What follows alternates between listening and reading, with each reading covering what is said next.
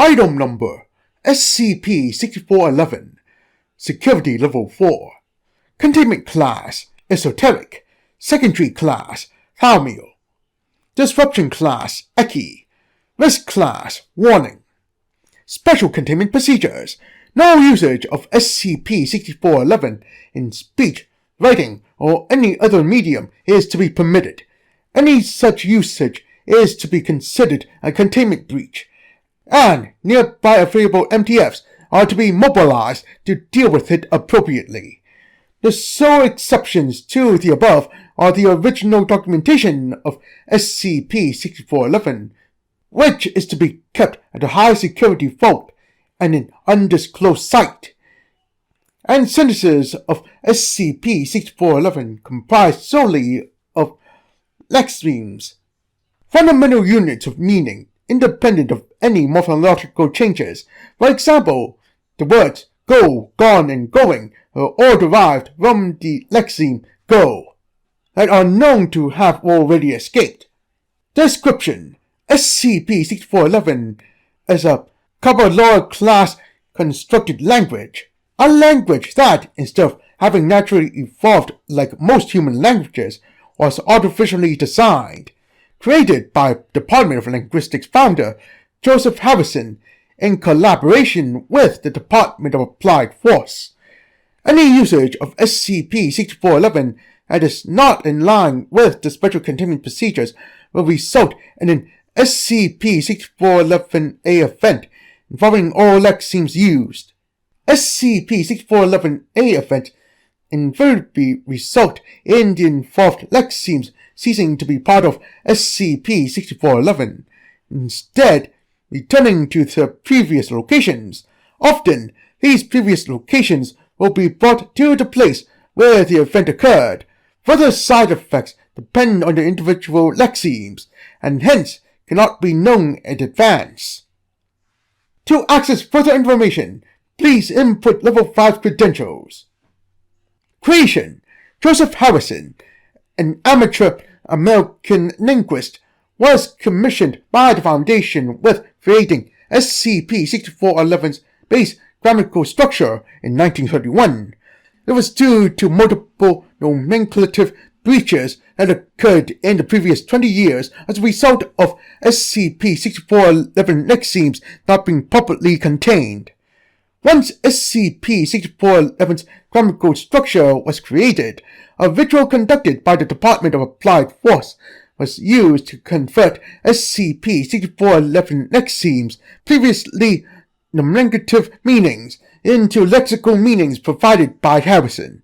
Due to unforeseen resonance between the lexemes, the building in which the ritual was conducted collapsed upon its completion, with the exception of its chimney, where Harrison was located. Besides Harrison, all involved personnel and entities were killed. Non-containment breaches. Since SCP-6411's creation, there has been 3 known SCP-6411a events. Due to involved lexemes having been removed from SCP-6411, the original meaning of the sentences and words involved has been rendered inaccessible. The following is a log of whatever information is known regarding these events. SCP-6411a1 Involved Utterance. Nominoga. Event Description: A janitor came across SCP-6411's documentation, which was erroneously left outside of its container. While returning it to its place, the janitor mumbled the aforementioned word. Result: the event resulted in a manifestation of an entity with 6 humanoid arms used as legs, supporting a single massive libertarian wing, which scuttled away.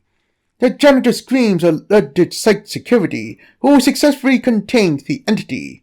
The entity expired 8 days later, presumably due to malnutrition, as containment specialists are unable to locate them both through which to feed it. Following this, documentation was moved to its current high-security location. SCP-6411a2 Date: 6th of September, 2012. Involved utterance: unknown. Event description: an unidentified party is hypothesized to have used a lengthy sentence in SCP-6411 in a field near Wrocław, Poland. Results: a large section of the aforementioned field spontaneously grew into a dense forest, which included flora not native to Poland. It's unknown how many entities, if any, manifested, or whether any of the persons responsible for the event survived. SCP-6411a Date: 27th of May, 2016. Involved utterance: met in one who leaps over the dawn sky, Elmast. Event description: a piece of previously unknown documentation of SCP-6411, presumably created in the very earliest stages of the language's design, was discovered by junior researcher Owens while digitizing Harrison's personal writings. Upon Owens typing the aforementioned sentence, an SCP-6411a event occurred.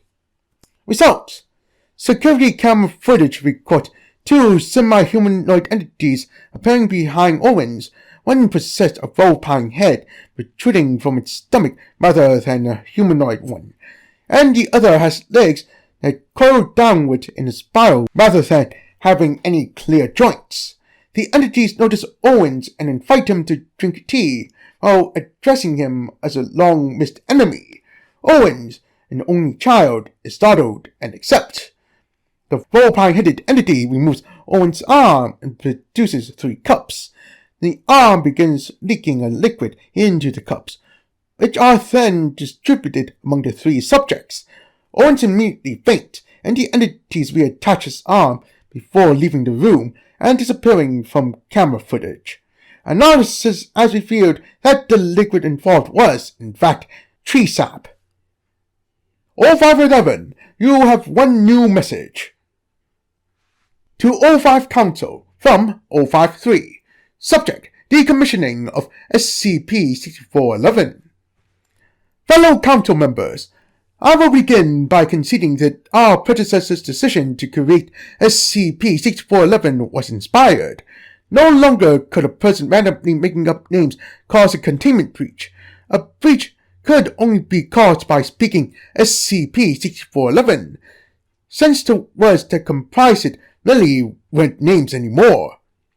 One problem with this, of course, is that breaches could still be caused, and as of 2012, we have evidence that suggests that knowledge of SCP-6411 has leaked outside of the Foundation, making breaches no longer something that might occur by mistake, but something that is practically just waiting to happen again. There are 2 options I see for us here.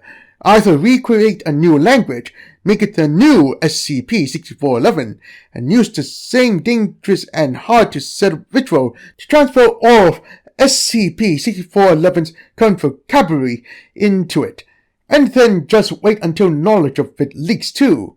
Or we immediately move to find a way to erase the lexemes of the names from existence completely.